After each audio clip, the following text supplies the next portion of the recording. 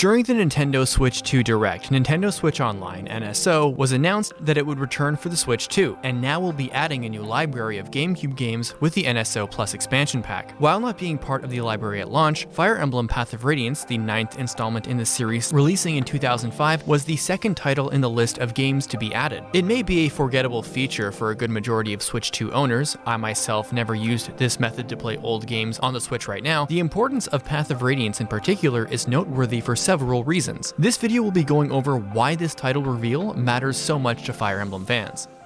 Notorious inaccessibility. At present, buying a copy of Path of Radiance just to have it run on a proper Gamecube/Wii will cost anyone willing to commit an arm and a leg. Most copies of it on eBay sell from around $100 US onwards, and that accounts only for the disc itself in some cases and only for used copies. Newer ones in print condition go even higher. The reason it's so overpriced falls into how the game not only didn't sell that much during its lifetime, it's estimated only 380,000 copies of it were sold outside Japan. As a result, it never got a proper reprint under the Player's Choice label, unlike other GameCube titles. Finally, it must be mentioned that due to the GameCube and Wii being region-locked, as well as Path of Radiance and its sequel being one of the few Fire Emblems to be never re-released on Virtual Console or NSO prior to the 2025 Switch 2 online service, has hampered its legitimate accessibility further. This is all to say that Path of Radiance is really hard to play legitimately. Path of Radiance has no doubt gotten much more popular since its release, and now people will eventually have a means to play it legally if they never owned a copy of the game.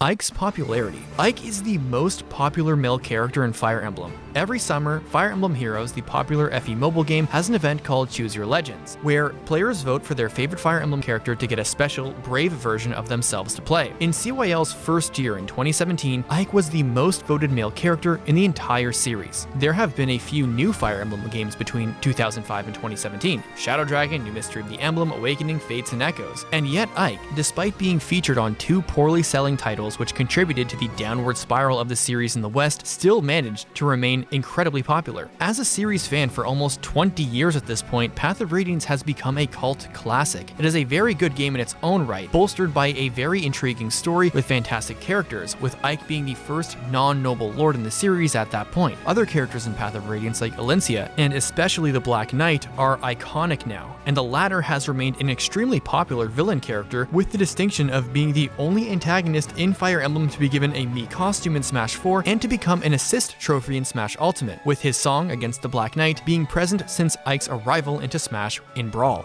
Ike's popularity is also bolstered in Fire Emblem Heroes, as well as being part of DLC for many previous Fire Emblem titles like Awakening, Fates, and Echoes, alongside his somewhat prominent role in Fire Emblem Engage being Tamara's Emblem Ring. Now let's go over the Nintendo Switch Online expansion plus pros and cons, and why it's relevant to Path of Radiance specifically. The greatest benefit to a non-portable game getting on the Switch in any capacity is that it becomes a portable one.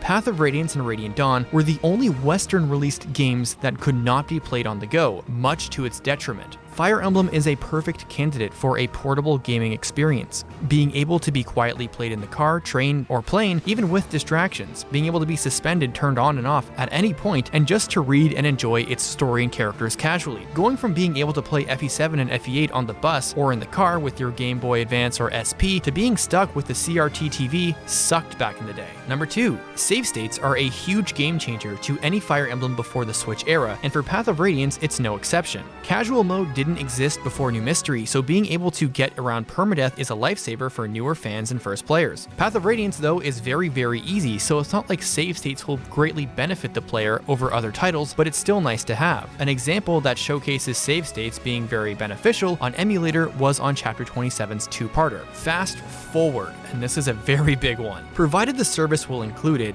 is like extremely important to enjoy Path of Radiance if you aren't playing on GameCube. POR is notoriously slow, the main culprit being its slow map battle animations to its extremely sluggish actual battle animations in the transition from map to battle and battle to map, which progressively becomes more time consuming the deeper in the game you go due to more stronger enemies. It was also the first game in the West to have fourth factions, making some chapters, turns, and maps take longer to get back to the player phase. Imagine having an hour or so of playtime right after you finish your homework before bed, and a good majority of your time is spent watching attacking units, hit each other, and move around before you get to do anything. Welcome to FE9 as a kid in 2005. Fast Forward will be very appreciated for first-time and returning players. Now let's go into a couple of cons of the service. NSO is a paid service, so you don't really own any of the games you play there. This isn't to say that Path of Radiance will never be delisted and taken away. This actually has happened to another game, but you still don't own the game yourself. Also, with NSO having a digital rights management system, that means that if the Switch isn't online for at least 1 week, you get locked out of NSO games until you reconnect. Obviously, you aren't going to get a Switch 2 just to play Path of Radiance legally, but you do need a Switch 2 and an NSO subscription to play Path of Radiance legally, if you don't have a normal copy, of course. Emulation on Dolphin, if one has the means and know-how, are getting that same experience for $0. If you end up owning a Switch 2, which if you're watching this, you probably will get one eventually, it'll be up to you to pay for the expansion pack in order to access the game, alongside other GameCube classics. I think adding this game and showcasing it front and center in the games to be added is a positive sign that Nintendo is aware of how difficult it is to play this game legally. A lot of people have never been able to play POR, so I'm excited that they'll be able to finally do so on a built-in emulator with presumably the same quality of life features as the current NSO. Let me know down in the comments below if you're going to be playing this, and especially if it's going to be your first time playing Path of Radiance. Thanks for watching.